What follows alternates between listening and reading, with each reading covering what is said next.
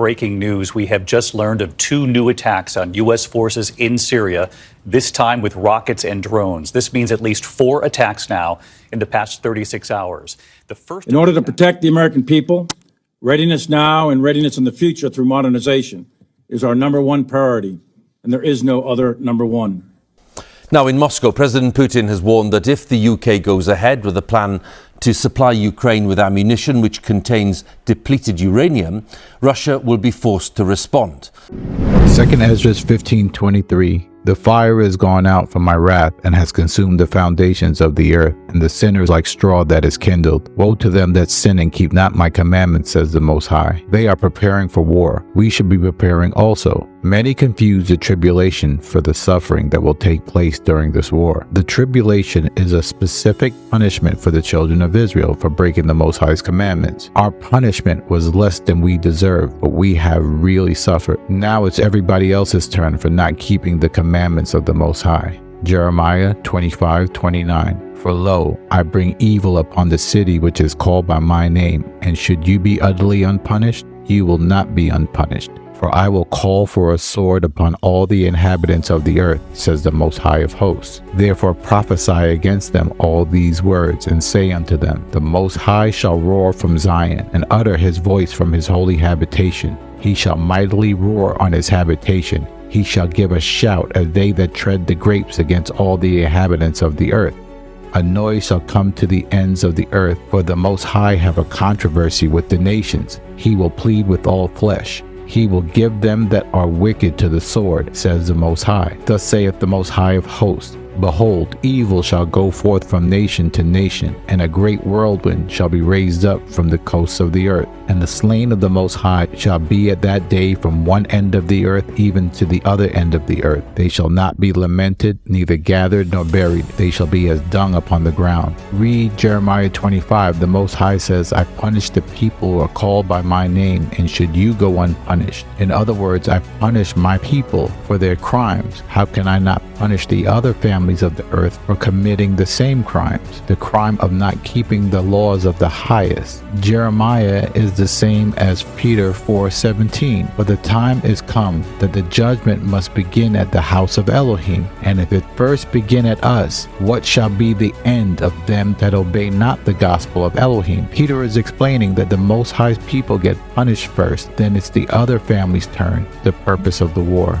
When it says he shall give a shout as they that tread the grapes against all the inhabitants of the earth, it's the same as 1 Thessalonians 4:16. For the king himself shall descend from heaven with a shout, and the voice of the archangel, and with the trump of God, and the dead in Yeshua or Christ shall rise first. It's the same as Revelation 19:13. And he was clothed with a vesture dipped in blood, and his name is called the Word of Elohim. Verse 15. And out of his mouth goeth a sharp sword, that he shall smite the nations, and he shall rule them with a rod of iron. And he treadeth the winepress of the fierceness of the wrath of Almighty Elohim. It's the same as Isaiah 63:2. Wherefore art thou red in thine apparel, and thy garments like him that treadeth in the winefat? I have trodden in the winepress alone, and of the people there were none with me.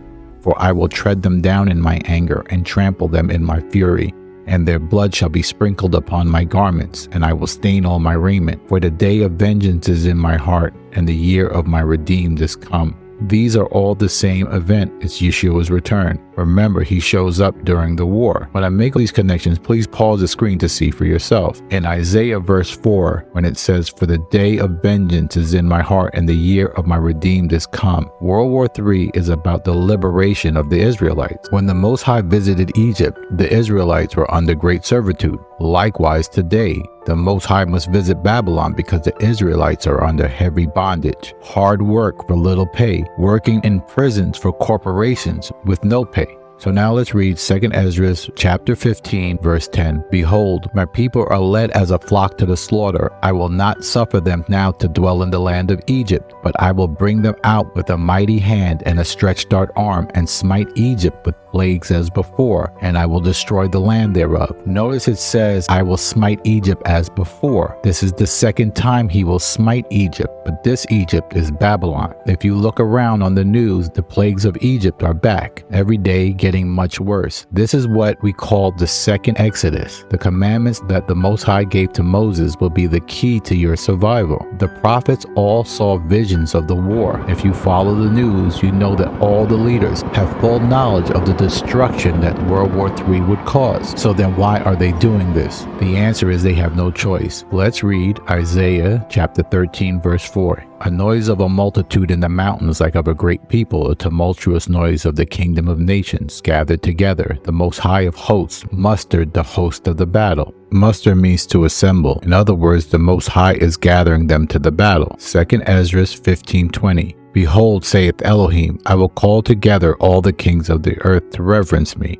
which are from the rising of the sun, from the south, from the east, and Libanus, to turn themselves one against another, and repay the things that they have done to them. The them are the Israelites. Ezra says the same thing. The Most High is the one that is calling them to the battle. They have no choice. Jeremiah chapter 50, verse 9. Lo, I will raise to come up against Babylon an assembly of great nations from the north country, and they shall set themselves in array against her. From there she shall be taken. Their arrows shall be as a mighty expert man. None shall return in vain. The Most High said he would cause to come up against Babylon. He is the architect of the war. The war will be very terrible. The prophets who had visions of the war wondered who could possibly live through it. Joel chapter 2 verse 10. The earth shall quake before them, the heavens shall tremble, the sun and moon shall be dark, and the stars shall withdraw their shining. And the Most High shall utter his voice before his army, for his camp is very great. For he is strong that executeth his word. For the day of the Most High is great and very terrible.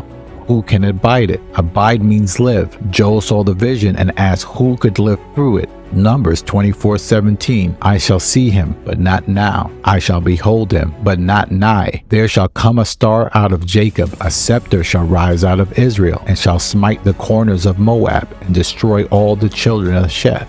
And Edom shall be a possession. Seir also shall be a possession for his enemies, and Israel shall do valiantly. Out of Jacob shall come he that shall have dominion, and shall destroy him that remaineth of the city.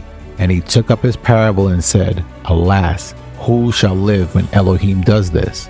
There shall come a star out of Jacob. It is talking about Yeshua, or Christ's return.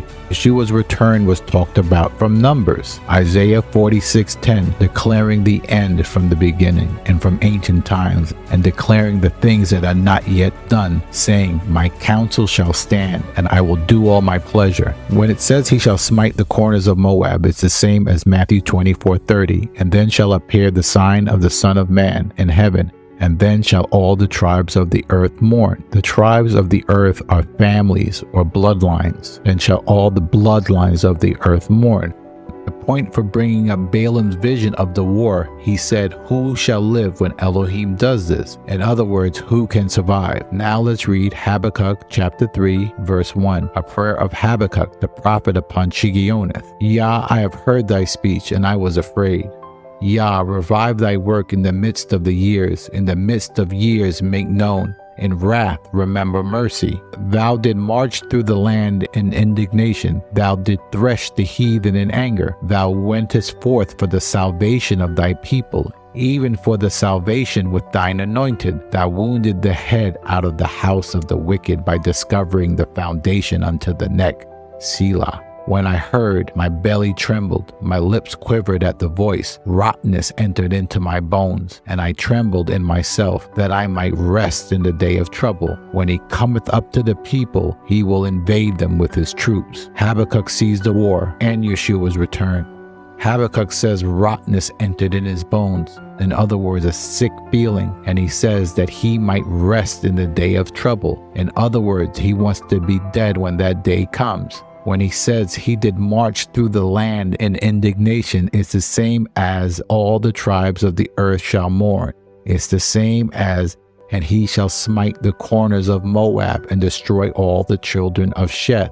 The Bible is about bloodlines. When it says, when he cometh up to the people, he will invade them with his troops. It's the same, out of Jacob shall come he that shall have dominion, and shall destroy him that remaineth of the city. It's the same as, they shall see the Son of Man coming in clouds of heaven and power and with great glory. It's the same as Jude chapter 1 verse 14. And Enoch also, the seventh from Adam, prophesied of these things, saying, The Most High cometh with 10,000s of his saints, to execute judgment upon all, and to convince all that are ungodly among them of all their ungodly deeds which they have ungodly committed, and all of their hard speeches which ungodly sinners have spoken against him. This is all the same event. Now let's read 2 Ezra 16:12. The earth quaketh, and the foundations thereof. The seas rise up with waves from the deep, and the waves of it are troubled, and the fishes thereof also, before the Most High,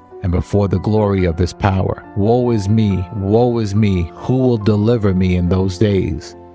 Ezra says, who will deliver me in those days? Balaam said, who will live when Elohim does this? Joel said, who can live through this? Habakkuk says, I want to be already dead when that day comes, that I might rest in the day of trouble. Now let's get more details on the war. This is Amos chapter 5 verse 18. Woe unto you that desire the day of the Most High. To what end is it for you? The day of the Most High is darkness and not light, as if a man did flee from a lion, and a bear met him, and went into the house and leaned on his hand, and a serpent bit him. Shall not the day of the Most High be darkness and not light, even very dark, and no brightness in it? When it says the day of the Most High is darkness and not light, it is the same as Isaiah chapter 13 verse 10. For the stars of heaven and the constellation thereof shall not give their light. The sun shall be darkened in its going forth, and the moon shall not cause her light to shine. And I will punish the world for their evil, and the wicked for their iniquity, and I will cause the arrogancy of the proud to cease, and I will lay low the haughtiness of the terrible.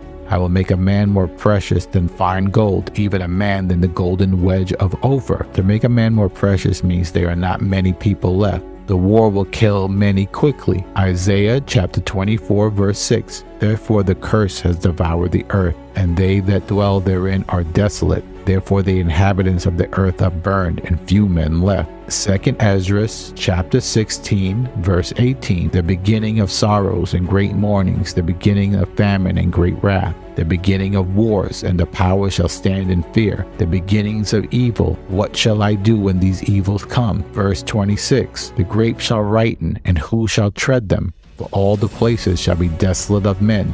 The question is, what should we do? As I said in the beginning, 2 Ezra 15:24. Woe to them that sin and keep not my commandments, says the Most High. 2 Ezra 13:23. And he that shall endure the perils in that time has kept himself. They that be fallen into danger are such that have works and faith towards the Almighty.